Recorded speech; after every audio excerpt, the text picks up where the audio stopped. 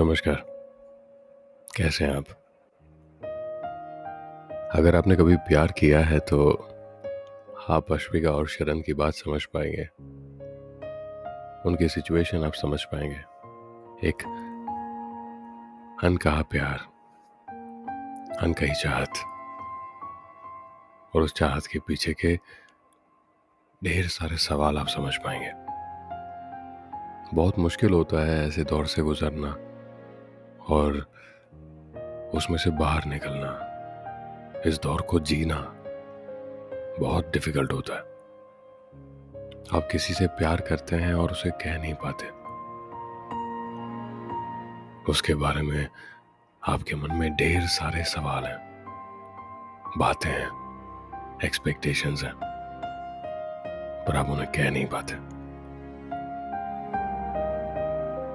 और इन सब चीजों में आपको आपकी जिंदगी भी जीनी है और इसे भी जीना है। एक तरीके से ना दो अलग अलग जिंदगियां हो जाती हैं। एक नॉर्मल जिंदगी जो हम जीते हैं और एक जिंदगी जो ये होती है। और ये जिंदगी जो होती है वो हमारी नॉर्मल जिंदगी पर हावी हो जाती है।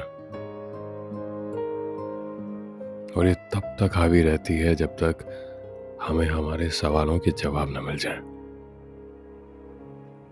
एंड ट्रस्ट मी, इतनी आसानी से नहीं मिलते, पर जिस दिन मिल जाते हैं उस दिन सब कुछ ठीक हो जाता है। दो जिंदगियां एक हो जाती है, चीजें नॉर्मल हो जाती है। एकदम वक्त ऐसे बदलता है जैसे कुछ था ही नहीं। पर उस वक्त को बदलने में ना बड़ा वक्त लगता है, ट्रस्ट मी। खैर, अश्विका और शरण के मन में कुछ ऐसा ही था। अश्विका ये सोच रही थी कि शरण के दोस्तों ने उसे थ्रेटन क्यों किया, और शरण के अपने सवाल, क्यों उसकी दोस्तों ने ये कहा कि अश्विका ठीक लड़की नहीं है। इस दिन के बाद भी इन दोनों ने एक दूसरे को देखना नहीं छोड़ा। जब भी क्रॉस होते थे एक दूसरे से, उनकी आंखों में देखा करते थे। इनका प्यार कुछ अजीब था, अनकहा सा, साइलेंट सा, पर खूबसूरत सा। पर इस बार जब एक दूसरे से आंखों में बात करते थे तो चेहरे पर हंसी नहीं होती थी, सवाल होते थे। एक दूसरे के लिए ढेर सारे सवाल, जरा सी नाराजगी। शरण खैर वैसा था कि बातों को दिल में दबा कर बैठ जाएगा, पर अश्विका वैसी नहीं थी। सिंपल थी पर इनिशिएटिव लेने में आगे थी। उसने ठान ली थी कि उसके क्वेश्चंस के आंसर्स तो वो ढूंढ कर ही रहेगी। पर जाएगी कैसे वो? बात तो नहीं कर पा रही थी। था सिंपल, जाना था, बात करना था, क्वेश्चन पूछना था, and things would be normal. पर दोनों पता नहीं क्यों ये नहीं कर रहे थे। उनको शायद ऐसे ही साइलेंट रहने में मजा आने लगा था। खैर, तो एक दिन अश्विका ने अपनी दोस्त से बात की, कहा कि मुझे इस सब्जेक्ट के नोट्स चाहिए। उसने कहा हाँ ठीक है, मैं तेरे को दे देती हूँ लिख के, डोंट वरी, मेरे पास लिखे हुए पड़े हुए हैं। इनफैक्ट प्रोफेसर साहब ने मुझे दिए थे तो मैं तुझे दे देती हूँ। अश्विका ने इंसिस्ट किया कि तुझे ये नोट्स मुझे शरण के पास से लेकर देने हैं।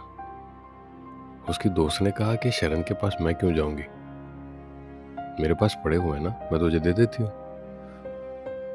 अश्विका ने कहा कि जो कहूँ वैसा कर, ज्यादा बात मत कर, और डोमिनेटिंग सिचुएशन में आ गई। उसकी दोस्त उसे कह रही है कि ठीक है मैं जाती हूँ यार, पर बात तो बता क्या है। अश्विका ये कहकर चली गई कि बस तुझे ये करना है, जाके शरण से ये नोट्स लेकर आ जा। अश्विका के दोस्त शरण के पास गई और कहा कि मुझे इस सब्जेक्ट के नोट्स चाहिए। शरण ने कहा तुम उस दिन क्लास में थी तो सही। उसकी दोस्त ने कहा कि हाँ अश्विका को चाहिए। और शरण was सरप्राइज्ड। शरण चाहता था कि अश्विका खुद आए अगर उसे नोट्स चाहिए तो।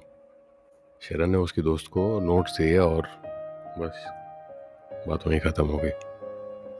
और अश्विका की फ्रेंड ने वो नोट्स अश्विका को दे दिया। अश्विका ने नोट्स को एक एक करके देखा, एक एक पन्ना पलटा, उसमें कुछ भी नहीं लिखा हुआ था, बस नोट्स ही थे और कुछ नहीं था। Ashwika was again disappointed. Ashwika ये चाहती थी कि शरण उसके नोट्स में कुछ लिखकर उसको भेजे अश्विका के लिए। शायद इस सिचुएशन के बारे में, शायद उनके रिलेशनशिप जो अभी शुरू नहीं हुई उसके बारे में। बट शरण महाशय भोले भाले, उन्होंने कुछ नहीं लिखा था। एंड अश्विका की एक्सपेक्टेशंस फिर एक बार जरा सी टूट गई। कुछ दिन बीते, सिलसिला यूं ही चलता रहा। अश्विका और शरण एक दूसरे से नाराज रहे, पर फिर भी एक दूसरे की आंखों में देखते रहे। कहते हैं वक्त हर जख्म का मरहम होता है। कुछ ऐसा ही हुआ। कुछ महीने बीते और चीजें नॉर्मल हुई। अश्विका और शरण के होंठों पर फिर से हंसी आई। एक दूसरे से उन्होंने आंखों ही आंखों में मीठी बातें करना शुरू किया। फिर से क्लासेस बंक करना शुरू किया एक दूसरे के लिए। कहानी फिर से नॉर्मल मोड पर आ गई। जब वो एक दूसरे को देखते थे तो मानो के पीछे से गुलाब के पंखड़ियां ऐसे बरसती थी। कहते हैं कि जब आप किसी से कुछ एक्सपेक्ट करते हो पर उसके बावजूद वो आपकी एक्सपेक्टेशन पूरी ना कर पाए,